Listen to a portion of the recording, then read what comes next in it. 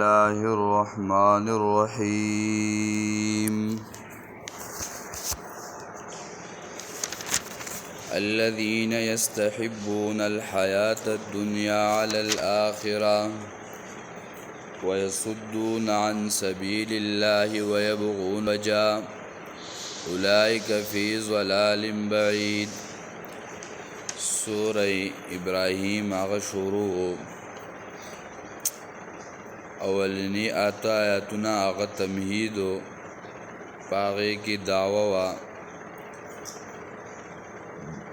تشجیع علی التبلیغ یعنی بادری و تبلیغ باندے او تذکیر بی ایام اللہ. پاولنی آیات کی آغا ذکر شی و دعوی او بیا ورپسی دویم آیت کی مختصر دلیل آغا ذکر شی او تخویب د کافرانو ذکر شیو. دریم آیت کې هغه محبت د دنیا ذکر کېدو. الذين يستحبون الحياة الدنيا على الآخرة ويصدون عن سبيل الله ويبغونها عوجا. دا ها خلق دے چې خوخوي ژوند د دنیا علی الاخرت په مقابله د آخرت کې، یعنی دوی دنیا غوره کوي او آخرت پریدي. چې مال دولت ویني نو هغه آخرت هغه پریدي او د دنیا په هغه مال دولت باندې اخته شي. یا مثال یو سړی ته فرض حکم هغه متوجه دی او چې کله ورته پیسې ملاویږي هغه فرض حکم بریدي. په دې روزه کې یو مرګري هغه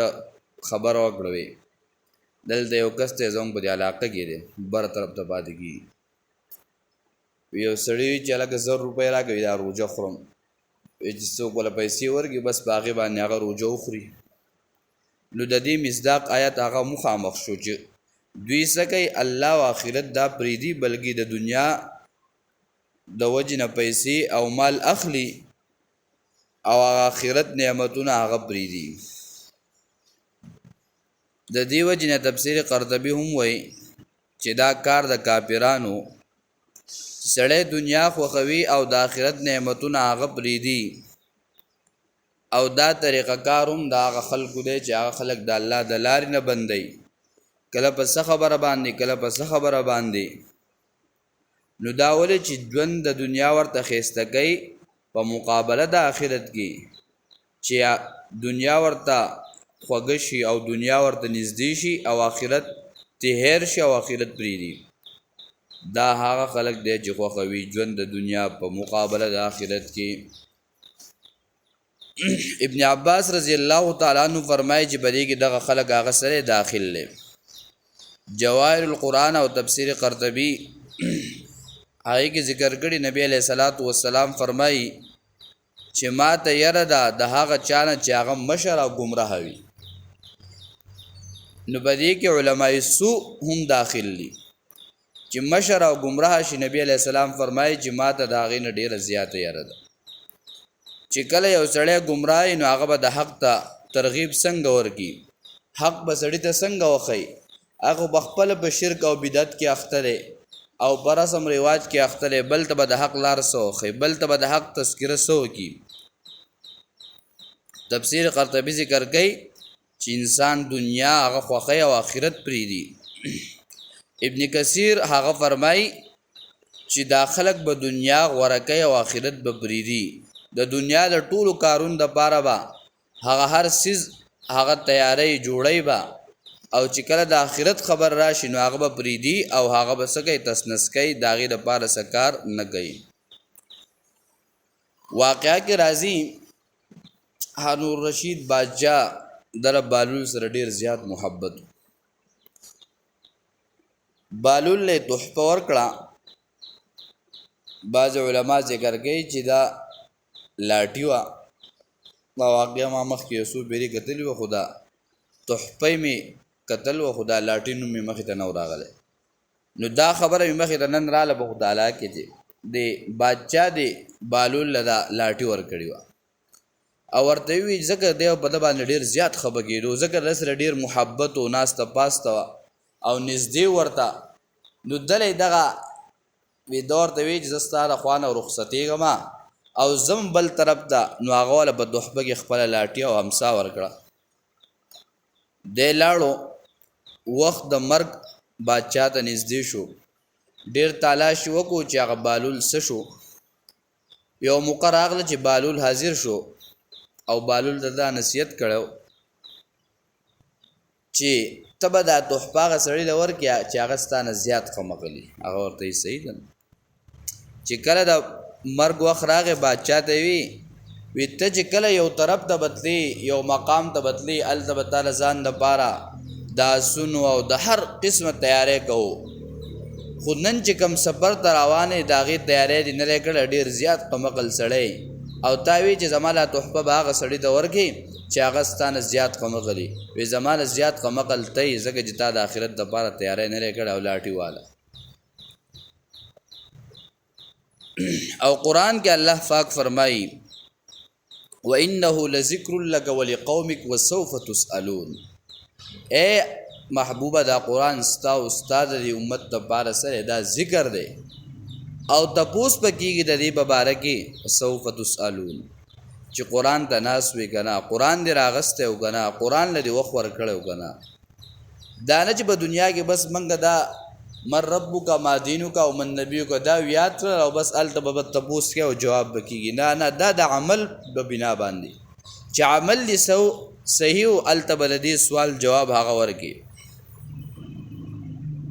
او حدیث کی راضی الذين يستحبون الحياة الدنيا على الآخرة ويصدون عن سبيل الله چې دا خلق با منکوي خلق له دلایل د الله نه یا به اعراض کوي د الله د لارې نه نو څوک بسګي څوک په یو طریقه څوک په بل طریقه څوک په ذات مقابله کوي څوک په مشن مقابله کوي ځکه په هر دور کې خلق موجود وي چې کله کله هغه د ذات سره مقابله شروع کی بس په ذات حمله شروع کی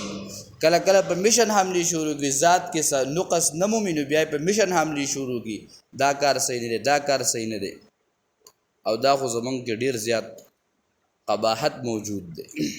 ويصدون عن سبيل الله ومن کوي خلق دلال د الله نه ويبغونها عوجا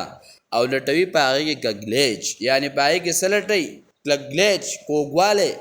شک شبهات به پیدا کوي الک ماورا او دې ته مکینا ولی بس عقیده به خراب شینو د قران نه لوی کتاب ماده د عقیده نه معلوم چې باغی باندې عقیده نه جوړیږي بل کم سیس باندې عقیده جوړیږي دا خدای الله د طرف د کتاب راغله د کتاب انزلنا لوی شان والا عظمت والا د لوی ذات سره لګیدلې د لوی پرشتي په وجه راغله په لوی پیغمبر باندې راغله په لوی شپږ راغله په لوی میاش راغله هغه ټول د عظمت نه ډک کتاب هغه داله نو نتیجه یې سره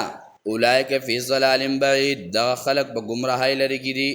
دا خلق سره په گمراهی ښکار کړي واقعہ کې راځي نبی علیہ الصلوۃ والسلام وما ارسلنا من رسول الا بلسان قومه ليبين لهم دلته دریو خبرو هغه تذکرہ ده یو دا خبره ده چې دوی پر رسول الله صلی الله علیه وسلم باندې اعتراض وکړو چې ته هم عربي او کتاب له هم عرب دا عربو په جبه کې دی لہذا مونږ ته نه منو کدا چرته په بل جبه کې راغلی وې ته مونږ منلی وې او ستاسو خبره به او کتاب به هم منلی و نو د دې دوه جوابات دي یو جواب دا دی چې الله جل شانه کله نور پیغمبران راغلی موسی علیه السلام هغه ته الله پاک کتاب ورکړو په داغه په جبه کې ورکړو انجیل الله پاک عیسی علیه السلام تور کړه واغې دا غ په جبه کې ور کړه نو یو خو دغه مان شوا چې کم قوم ته الله کم پیغمبر لېګل دي نو هغه دا غو په جبه کې لېګل دي او الله تعالی فرمای و ما ارسلنا من رسول الا بلسان قومه بلسان امته نه دی ویلې یعنی امت ته نه دی ویلې بلکې قوم ویلې چې کم پیغمبر کم قوم ته لېږل شوی دی هغه د هغې په ژبه کې لېږلی شوی دی او دا د دې صورت هغه غوروالی او ممتازوالی هم ذکر کوي او دویم جواب کې که چېرته الله جل شانه دا کتاب نه وی رالیږلی اعتراض د دوی په عربۍ ژبه کې نو دوی به وي چې موږ له خو د فصاحت او بلاغت آیاتونه پکار دي او د فصاحت بلاغت آیاتونه چې دي هغه د عربۍ په ژبه کې راځي په عربۍ کې فصاحت او بلاغت راځي نو الله ځکه دا قرآن په عربۍ ژبه کې راولېږو دریم اعتراض الله چې الله جل شانه پیغمبر د عربو په ژبه کې راولېږو نو او قرآن کې الله پاک فرمایي سورہ اعراف کې قل یا ایها الناس انی رسول الله الیکم جميعا الله خو د ټول هغه امت د هغې پیغمبر او نبی دی نو څنګه یې دی د عربو دا قوم سره خاص کو او هغوی ته یې راولېږو تفسیری کمالین والا ذکر کوي یو خو دا چې هر قوم ته د هغوی په ژبه کې دا ولیکلی شي او هغو ته ولېږلی شي او یا دویم خبره دا کړې ده چې په دې کې هر ژبې والا تفسیر ولیکلی شي او د هغو ژبې ته په هغه طریقه ولیکلی شي بعضې وایي چې رسول الله صلی الله علیه وسلم لا ټولې ژبې ورتلې دا خبره غلطه ده ځکه نبی علیه الصلاة والسلام صحابو ته ووي تاسو دا ژبې زده کوئ چې نبی علیه الصلاة والسلام ته ورتلې نو صحابو ته تلقین د دې ولیکو د دې نه معلومه شوه چې پیغمبر الله پاک عربو ته رالیږلی دی د عربو په ژبه کې رالیږلی ځکه قوم هغه نو الله پاک وایي بلسان قومه په ژبه د قوم د هغه کې نو د پیغمبر قوم صلی الله علیه وسلم هغه عربو ځکه الله پیغمبر د عربو په ژبه کې رالیږلی دی او بل د هغې سره دا خبر ذکر کوي علما چې کله دا څومره کې آسماني کتابونه راغلي دي دا ټول بره په لوح محفوظ کې په عربۍ کې وو خو چې کم تورات زبور او انجیل دا کتابونه راغلي دي نو د دې دلته ترجمه شوي ده او کم کتاب چې راغلی دی قرآن کریم دا په څه کې راغلی دی دا په عربۍ ژبه کې راغلی دی وما ارسلنا من رسول الا بلسان قومه ليبين لهم او نه دی لېږلی موږ هېڅ یو رسول په ژبه د قوم د هغه کې لیبین لهم حکمت سو د پاره دی چې بیان وکړي دوی ته احکام د الله چې د الله پاک هغه احکامات دوی ته بیان کړي حدیث مبارک کې راځي رسول الله صلی الله علیه وسلم فرمایي هغه د عربو یو قوم ته لاړ او هلته یو 3 کسان را جمع کړل او هغوی ته دعوت شروع کو خو دا خبره ورته وکړه یو جمله پکې دا ذکر کړه چې دا قریش ما منع کوي خو تاسو زما دا خبره واورئ چې کله هغوی وي تاسو وکئ دا خپله خبره نبی علیه الصلاة والسلام ورته وي قولو لا اله الا الله تاسو دا کلمه ووایه چې لا اله الا الله تاسو به څه شئ تاسو به کامیاب شئ دغه 3 کسان ورته وي پاسه زموږ د مجلس نه لرې شه ځکه چې په عربو او په عجمو کې په دې اختلاف راځي او نبی علیہ الصلوۃ والسلام دا غزینه لري او نبی علیہ الصلوۃ والسلام به بار بار فرمایل آیا پتا سو کې یو رجل شته یو سړی شته چې ما خپل قوم ته بوزي او هغوی د ز بیان د قران وکم هغوی د ز تبلیغ د قران وکم زګه چې انقلاب هغه بسګی راغله او هغه په قران راغله صحابه او ایمانونه بس مضبوط شي او په قران مضبوط شي د دې وجنه د دې دور پتنی چې هغه په څه ختميږي او په قران ختميږي د قران عظمت د قران شان او شوکت چې کله حضرت کوشو نو بیا به د دنیا ماحول عمرو صحیح کی او حدیث کې راځي چې نبی علیہ الصلوۃ والسلام فرمایل چې د موسی علیہ الصلوۃ والسلام مقابله کې هغه فرعون او زما په مقابله کې ابو جهل لا فرعون چې کله د بدر مقوا زګه چې د دې نبی علیہ الصلوۃ والسلام خاطب دی پاتې کېدو او یو بل ورته مخامخ چې کله د بدر مقوا نبی علیہ الصلوۃ والسلام دا صحابه عبدالرحمن ابن عوف رضی الله تعالی عنہ دا غسره سوق نو یو 2 ماشومان وسره خواته او نور صحابه اخوا دوی ما وی چې زما سره خود 2 ماشومان دي او نور څوک زما سره نشته او دا د بدر مقام دی وی دی یو ماشوم د یو نه معاذ او د بل نه معوذ وی دی یو ماشوم ما ته وی چې کاکا چې دا ابو جهل څوک دی وی ما ورته چې هغه سړی دی وی دی بل ماشوم یو د شپږ کالو بل د 2 کالو ما چې د ابو جهل څوک دی وی چې دا پوره سړی دی وی حدیث کې راځي چې دوی د باس په شانتي واولتل او د ابو جهل د خپې کټل او د بتون دی وینه روانه وی دا یو راغ نبی علیہ الصلوۃ والسلام دی وی د الله رسوله وی ابو جهل خو مردار کو استاد څنګه پد وی دا تر وګوره کنه وګوره په دې باندې وی لګیدل دی نبی علیہ الصلوۃ والسلام عبد الله ابن مسعود رضی الله تعالی عنہ فرمایل اے وی تلار څه د ابو جهل خبر واوره والا چې کله د لړ چې ویلټو ابو جهل پرودو د لړ پوری دغه پسینه باندې کېناست وی تغه هغه سړی وی چې ته د پیغمبر په قتل کې راوته وی العیاذ بالله چې زبد پیغمبر سر راوړم العیاذ بالله نن الله ته ذلیل کړه او په میدان جهاد کې ورزول او نبی علیہ الصلوۃ والسلام چې دا خبره کړې و نو پای کې دی خبرې ته اشاره ده وی دا فرعون چې کله د هلاک کېدو د درې پیری کلمه ویلو او ابو جهل چې کله پسینه ورته عبد الله ابن مسعود رضی الله تعالی عنہ کې نه ساغه ورته درې خبرې وکړه یو خبره ورته دا وکړه وی دا خپل تور لري که زما دا تور والا او دیم ورته